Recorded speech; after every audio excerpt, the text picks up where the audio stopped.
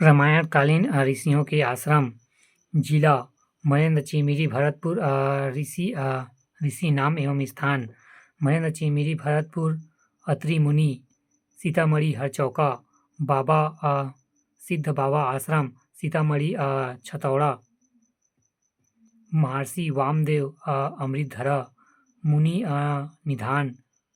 जटासंगरी गुफा सूरजपुर विश्रवा ऋषि विश्रामपुर सूती क्षण ऋषि सीतालेखनी की पहाड़ी महर मंडा ऋषि बिलद्वार गुफा सरगुजा वरिष्ठ ऋषि रामगढ़ की पहाड़ी सरब ऋषि मैनपाट दलदली महर्षि दंतोल मैनपाट जम दग्नि ऋषि देवगढ़ जांजगीर चांपा मतंग ऋषि श्रीनारायण सबरी आश्रम श्रीनारायण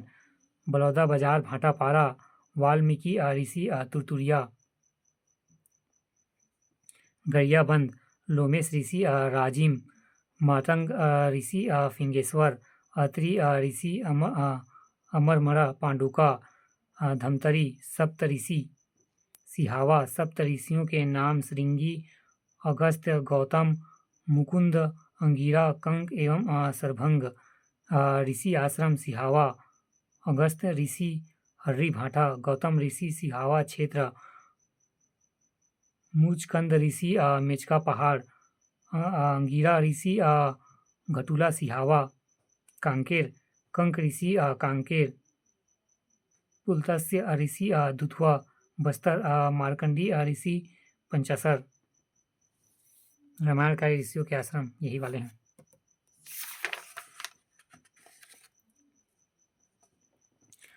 महाभारत काल सामान्य जानकारी छत्तीसगढ़ का नाम प्रकौशल सिंहदेव द्वारा विजित क्षेत्र कौशल कर्ण द्वारा की गई दिग्विजय में कर्ण द्वारा प्रकौशल कौशल बस्तर वन क्षेत्र कालांतर वर्ण महाभारत के भीष्म पर्व में महानदी का नाम चित्रलपा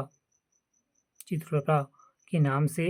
महाभारत में सभा पर्वत में छत्तीसगढ़ का नाम कौशल के नाम से महाभारत के वन पर्व में छत्तीसगढ़ के महान साहित्यकार एवं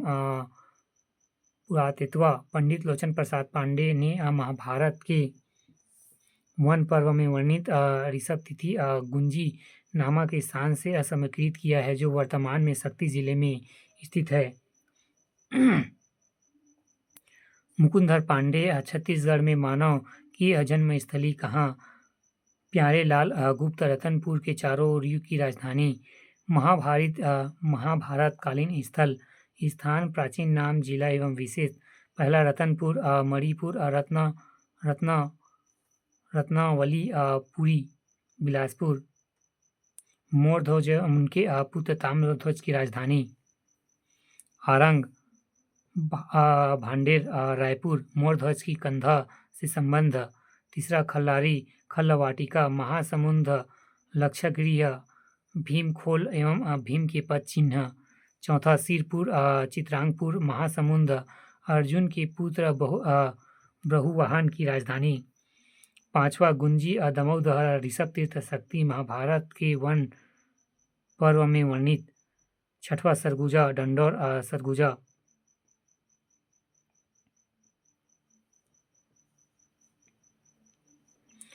पहला रतनपुर बिलासपुर प्राचीन नाम रत्नावली राजधानी मणिपुर शासक मोरध्वज एवं मयूरध्वज जनश्रुति के अनुसार इनका संबंध रतनपुर एवं आरंग से था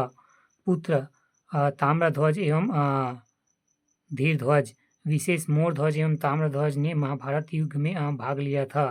दूसरा खल्लारी महासमुंद प्राचीन नाम खल्लवाटिका शाब्दिक अर्थ छलवाटिका साक्ष्य लक्षगृह लाख का महल भीम की पद चिन्ह एवं भीमखोल फिर है तीसरा सिरपुर महासमुंद प्राचीन नाम चित्रांगपुर राजधानी सिरपुर चेंदी नरेश चित्रवाहन की पुत्री चित्रांगना का विवाह अर्जुन से हुआ था जिसका पुत्र ब्रहुवाहन ने सिरपुर को राजधानी बनाकर शासन किया।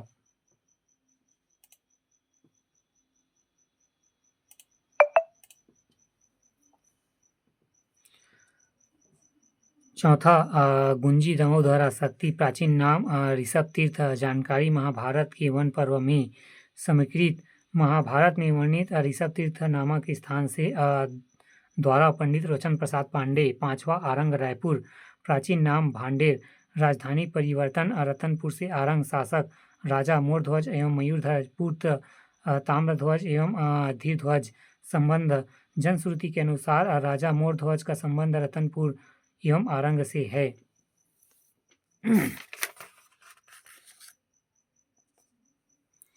आरंग से संबंधित महाभारत काल की किंवदंती।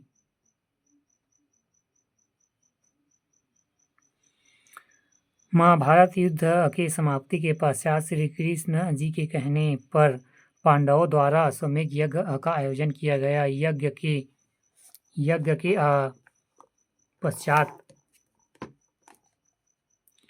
अश्वमेध का घोड़ा छोड़ा जाता है। वह घोड़ा जिस क्षेत्र में पहुंचता है उस राज्य के राजा को दास्ताना स्वीकार करनी होती है। इसी की क्रम्य में घोड़े की रक्षा के लिए धनुधन अर्जुन को नियुक्त किया गया। घोड़ा निरंतर आगे बढ़ता जा रहा था। कई राज्यों को पार करते करते अंततः वह रतनपुर राज्य की सीमा तक पहुंचा। उस समय रतनपुर के तत्कालीन राजा मोरध्वज मयूरध्वज बड़े ही धर्मात्मा और विष्णु के परम भक्त थे। उनके पुत्र धीरध्वज ताम्रपत जो अल्पायु में ही युद्ध काल में सर्व शिक्षा प्राप्त कर ली थी एवं ताम्रध्वज ने अपने अश्वमेध का घोड़ा रोक लिया। तत्पश्चात अर्जुन ताम्रध्वज के मध्य विवाद होने के पश्चात युद्ध आरंभ हो गया और बीच में ताम्रध्वज का एक तीर से महाबली अर्जुन मूर्छित हो गया। अर्जुन को वहीं छोड़कर ताम्रध्वज घोड़ा लेकर अपने नगर आया। उनकी भव्य स्वागत की गई। जब अर्जुन मूर्छित अवस्था में बाहर आए तो उन्होंने श्री कृष्ण जी को अपने समकक्ष बैठे देखा। तब अर्जुन समझ गए कि वह भी श्री कृष्ण के परम भक्त था। अर्जुन एवं श्री कृष्ण के मध्य वार्तालाप के दौरान अर्जुन ने अपने से बड़ी और दानी भक्त भी देखने की इच्छा जाहिर की और इसी त्रयमेव में भगवान श्री कृष्ण और अर्जुन ब्राह्मण वेश में तथा यमराज सिंह के वेश में रतनपुर की ओर अग्रसर हुए और राजा मोरध्वज को दरबार में जा पहुँचे। श्री कृष्ण ने अपने साथ आए सिंह शेर के लिए सिर्फ मनुष्य की मांस भक्षण करने की बात कही, जिसमें यह शर्त रखा कि राजा और रानी अपने इकलौते पुत्र ताम्रध्वज की ओर से चीर कर सिंह शेर को भोजन देने की बात कही और दोनों ने वैसे ही किया। यह वृत्तांत देखकर अर्जुन उनके चरणों में जा गिरा और श्री कृष्ण ने अपने वास्तविक रूप में आकर उन्होंने वरदान दिया कि